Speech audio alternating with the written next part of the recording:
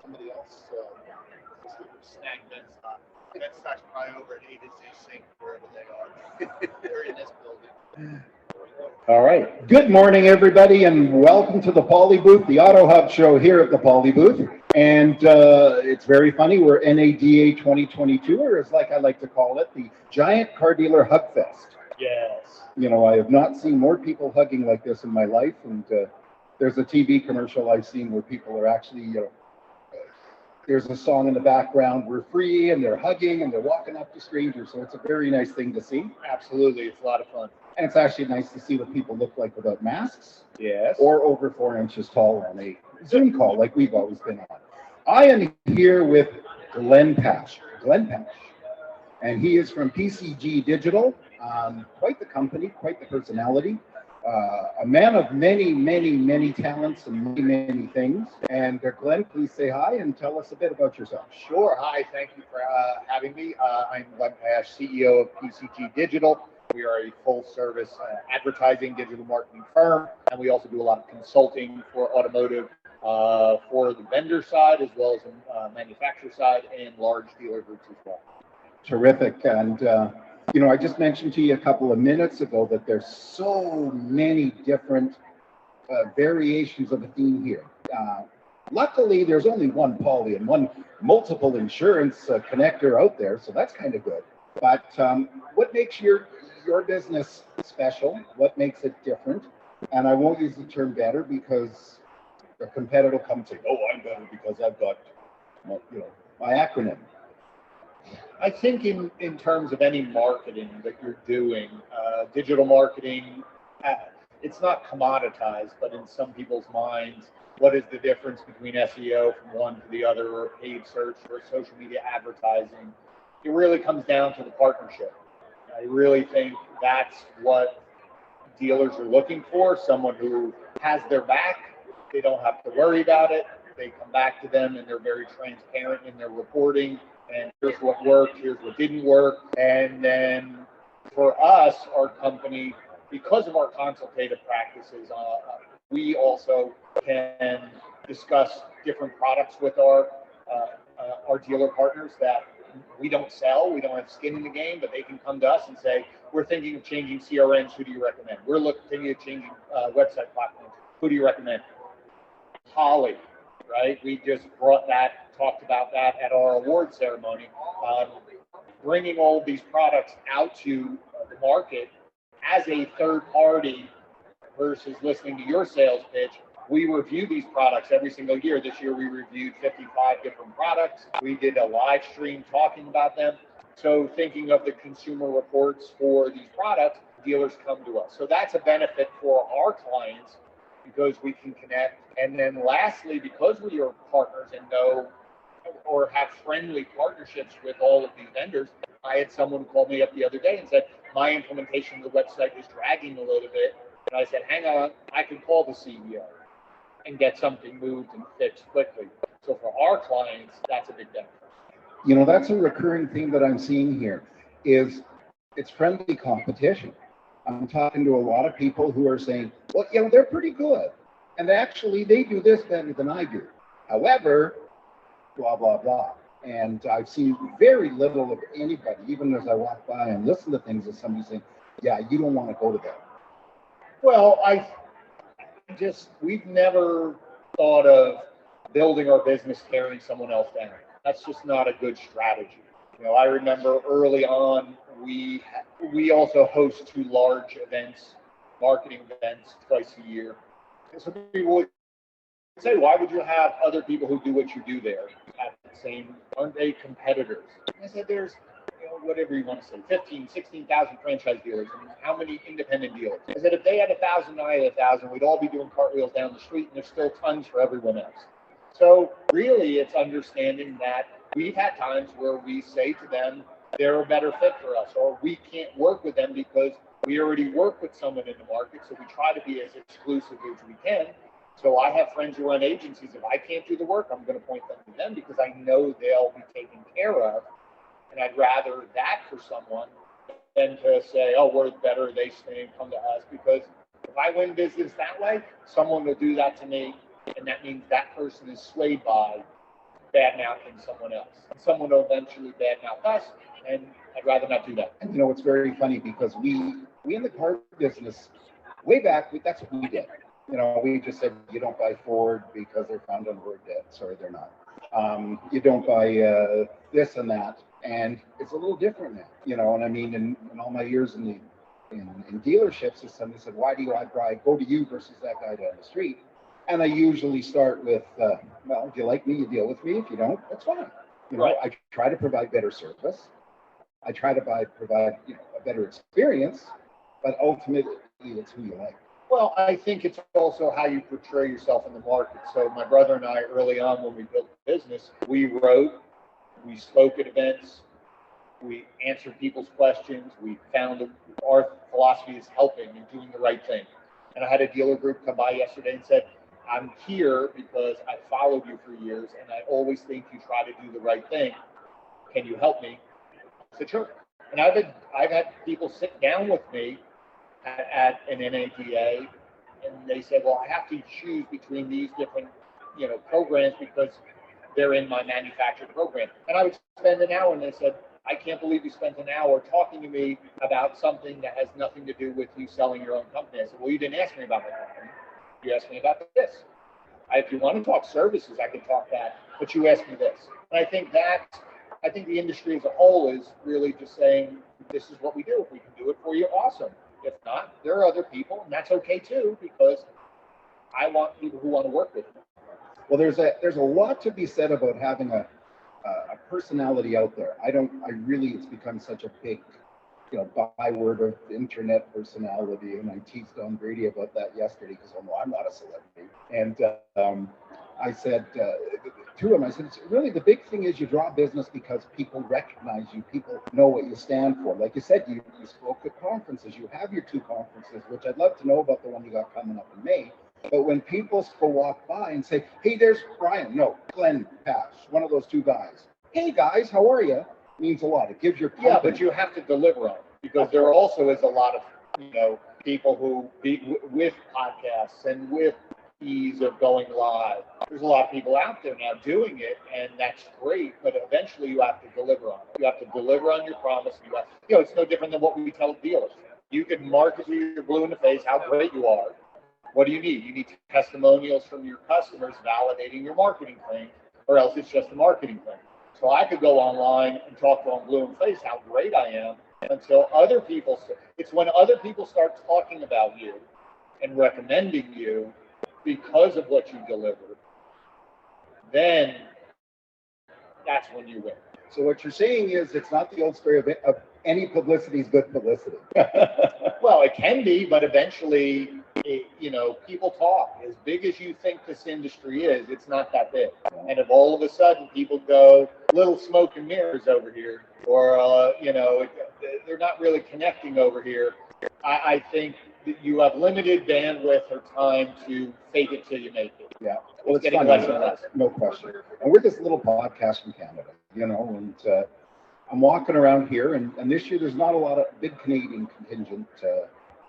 Don't know why, but I see all these people I've only seen online. I've only seen on LinkedIn. And they go, "Jeff!" And it's like, and then you recognize them and you say hello. So tell me about your conference coming up in May. Sure. It's called the Digital Marketing Strategies Conference. It's being held in Napa, May 20th to the 22nd to the 25th. It's a Sunday through Tuesday. It's a little different because this is a very large trade show. We are focusing on marketing and strategies for dealers. It's more of we call it a 3-day conversation. So there's about 250 people, probably about 140, 150 dealer employees, and we limit that size. So we sell out every year. Then you have another 100 of staff and sponsor and people of that nature. But what's great about it is you get an opportunity to have conversations. So if you hear someone speak or you see a panel, you're going to have lunch with that person. You're going to see them later on when there's cocktails, and you'll see them tomorrow. And so you can have this ongoing conversation and say, I was thinking about what you said yesterday, or I sat in someone else's, and I have another question for you. And you get to really meet the people behind the products. You also get to meet the people behind dealerships. So dealer to dealer, you find other people who are in your same position. It's different if you're going to a 20 group, let's say. There's a single point store, but you have a 10 store group. Your issues might be different. Here, you're meeting other people who have 10 store groups, 20 store groups. You're meeting the people who are the decision makers, both on the vendor side and the dealer side. So a lot of great conversations, and people really like it. And we always are trying to push the envelope and talk about way more progressive things, or that next thing that's coming down the pipe, versus just, how do we do X, Y, and Z, which is okay, but we want to talk about what's happening now. What are things that are confronting dealers that maybe no one's talking about yet? Well, things are certainly evolving really quickly. I mean, I'm sure you guys, PC Digital's been around since 2015, right? Yeah, about that. Yeah. And so what prompted you guys to open up that, or to create it? Well, my brother started it. He was in marketing, but more direct mail and things like that. And he saw the move towards online. And so we started strictly as an SEO company. That's all we did. And it was him. And I joined him probably 3 or 4 years later, because he was helping me launch a company. So he was saying, you got to have a website, you got to blog, you got to speak. And I actually spoke at Digital Dealer before I joined him on customer service, and why customer service is important, because that's what I taught. And I laugh. I go back and look at that presentation. I'm like, oh, we're still talking about that. And so we just started in that. We saw a need, and we just built our business through speaking, writing, and we evolved our product suite to include, paid advertising, that whole suite, social media advertising, email marketing, direct mail, all of that to help from a full service. Plus connect what you're doing offline to what you're doing online to what you're doing in the store. This whole cycle of what we call connected marketing. Well, it's very funny because the big topic, of course, is pandemic's over, maybe, but that was a great opportunity for digital operations. Obviously, everybody can be rushing to many of them, and there are people that have done very well, and which maybe not. It's like there's salespeople that shouldn't be selling cars because you can't get a car. They're doing very well, but what we're finding is that one term you just mentioned that's been around forever is customer service, and it's a bit of a cliche, but they discovered that when haven't got somebody sitting in front of you, and you can't be really super personable, like I always did very well, just being a kind of wacky guy, all of a sudden you really have to do it right. Well, I think you can now, because with video, you can have that communication. But I think it's what the pandemic, depending where you were in the States. Some states were more open than others. I was in the Northeast in New Jersey, where everything locked down. So if you wanted to sell, you had to figure out a way to do it over the phone, through email, through using, a lot of people, latched on a digital retailing tool without really thinking it through. But they had to. The key is now, what did we learn? What changed in your process that sped the process up, eliminated time, dragging on and on and on. And so now that we're back face to face, what can I still apply to save customers time? Because even if you've changed a couple things and you're back face to face, those people who bought over those 18 months online in that very fast pace, okay, let's do it over the phone. Come in, that signature, here's your car, leave. They're going to want that plus when that lease is up in 3 years, or when they're coming back 4 or 5 years from now. They're going to say, that's what I want, faster. So it's not so much about online, it's about giving them the ability to do whatever they want to online, and then really figuring out your process. Can I pick up where they left off when they get here? It's all about time. It's removing steps. And it's not that you have an hour somewhere that says, oh, it's an hour that I have this. This is where it was. It's 5 minutes here, 10 minutes here. Can I switch? And so you have products like A to Z Sync that's in this hall, or Fuse Tech from the Walter Group that did this, where you're starting to move to a single point of contact. Why can't a salesperson do everything plus finance? Because it's just a better experience. And so everyone's starting to rethink, how can we speed up the process for the customer to make it easier for them, and it's a better experience. Well, and you know, these new digital retailing operations, we don't want to use the swear words to start with C, they're doing that, and they're not really dealing with specifically a person. They're going online, picking a car, they're getting their financing, and it's a pretty quick process.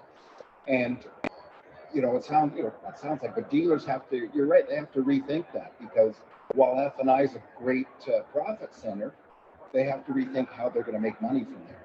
Well, but they do, and the thing is that everybody, we have a tendency to think, oh God, that those companies are killing it. But if you look at the volume, even if you look at franchise and all of the digital retailing, when we've studied it, less than 10% of the people are going all the way through. So there's not a large group. Let's stop kidding ourselves. I don't think there's a large group of people that want to buy fully end to end. They don't. I agree. They don't. They want to drive it still. What they do want is to save time. So if I can configure my payments to say, can I afford this, without having to give you my name, like leave, stop, just stop that. If I can get a value for my car without you and let me give you my name when I want to, or remove all of the forms. We've been preaching for a few years this idea of conversational commerce, right? So if you think about it, if I put my name on a form and send it to you, I go back to my life. Now, what do you have to do? You have to chase me. Yeah. Why, if I say check availability, why do I have to fill out a form? Why can't I just talk to somebody in your store through chat? If I want to get a trade value, why can't I talk to your used car manager? If I have a question about this car, why can't I talk to you? Like now, think about that. If you really look at your analytics, and we study this all the time, even if you're trade-in tool, I don't care what trade-in tool, trade pending's right over there. Great tool. But if you track how many people click that button and how many people submit, there's a gap. Whatever that gap is, theirs is better than others. But let's say a dealer is looking at a trade-in tool and saying, I got 50, 100, 200 trade-in tool, and they're happy as hell. How many people started it and didn't finish? So now if you say, okay, even if it's 1,000, even if it's 500, you're saying I'm getting half of them. Wouldn't you want to talk to the other half? Yeah. Why wouldn't I have 500 conversations? And maybe they're high funnel, but I start conversations and they stay with me, versus what they're doing is continuing to chase dealers till somebody gives me an answer and I get a little bit from you and a little bit from you, a little bit from you, till finally I go to this person and now I'm prepped now to have a conversation. Why wouldn't I be that person first out? So that's where it is. It's you're breaking down the barriers of this. I have to have a name. I need leads versus conversations. If we start saying to ourselves, how many conversations do we have with our customers, not just on the phone, on our website? Because most of you good websites out here are getting 10, 15, 20,000 people on your website. How many leads do you actually get? Nobody actually thought about that to say, wait a minute, we're not staffing our online showroom like we staff our regular showroom. You have all these people who are looking out the window waiting for ups or waiting for people to come in, but yet you have all these people on your website raising their hand, filling out forms, or getting frustrated because they can't talk to somebody. And there's this disconnect. That's what I think people really need to understand. And our clients are starting to really embrace it. And they're going, holy goodness, I'm having all these conversations now. I'm setting more appointments. Well, the funny part is, you mentioned this many visitors, this many leads, and how many of them are actually being contacted. A connection of mine, an online friend of mine, commented about how he went to buy a car, and he submitted leads. He submitted 10 leads to 10 dealers of the product he wanted in his area, because he didn't want to go far. He got 2 auto responses, 1 half-hearted email response, call me, and that was it. And then he expanded it. He ended up buying a car 200 miles away. But think about that. That's just been our model of I need names so that I can follow up. But if you think about it, just common sense. I'm on a website. I'm engaged. Have a question. Got to fill out a form. Maybe I don't want to call yet because I just have a quick question. The fact that I have to now go find the number, find my phone, click, go through the tree to find somebody versus I'm on this page right now. Why can't I talk to somebody? And if I click this button and a chat pops up, why can't they know that I'm on this page? And they say, oh, I see you're looking at that, blah, blah, blah, blah, blah, blah, blah. Like, we have the technology. It's just we're not thinking that way.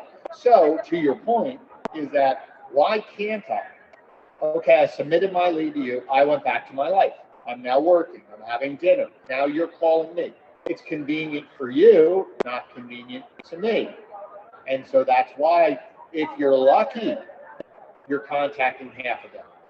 But then once I start to contact half of them, maybe I get to a point which means half of them show up and I sell half, and everybody goes, man, my closing rate's 4%, 3%, 2%. Yeah.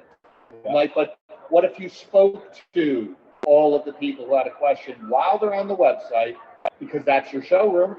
So if you think about it, if I had 1,000 people in my showroom, would you let them wander around the lot without talking to them? Oh, if they're really interested, they'll come in and ask me a question. Or do you say, hold on, give me your name, sit here, and somebody will come back and find you in 2 hours? Like, it's that absurd. You go, that would never happen. It's happening every day on your website. Every day. And so what we need is a virtual sales manager tower looking out the virtual window at the virtual customers that are on their site.